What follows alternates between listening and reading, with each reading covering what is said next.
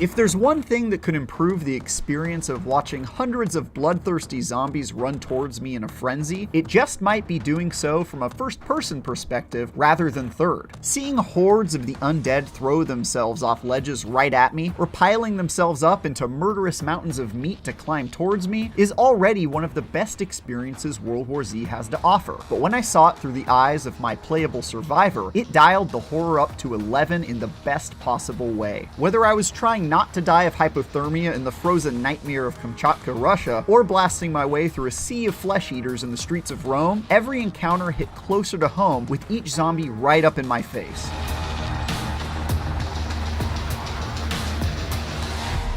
It certainly helps that World War Z significantly overhauls its melee sandbox in Aftermath, which afforded me lots of new opportunities to get up close and personal with the undead. Each of the melee options added, including two-handed weapons and single-handed weapons that can be dual-wielded, has their own advantages, disadvantages, and unique animations that made each of my first-person skirmishes all the more satisfying. There's also a new class ability that's awesome but difficult to master, which gave me a shield to block zombies from getting through entryways, stop rampaging bulls in their tracks, and let me charge my way through a sea of enemies like good old Frank West. The new areas pair perfectly with the fresh perspective, as I absorbed the iconic ruined locales of Rome and thanked my lucky stars I've never experienced a Russian winter, especially during the zombie apocalypse. Excellent, diverse locations have always been a highlight in World War Z, but experiencing them through the eyes of my character brought it to a whole new level, especially Kamchatka, which made me take damage just from being outside.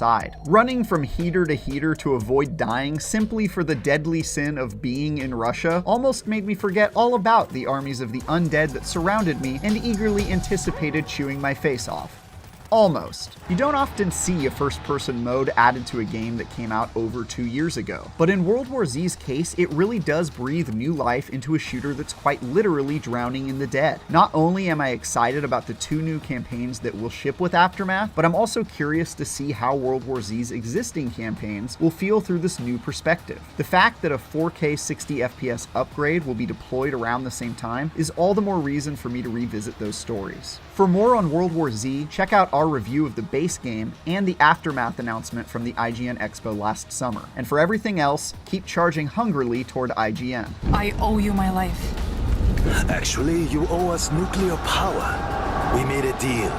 Oleg and his deals. Looks like we are working together now. Gold like this cuts through all the bullshit.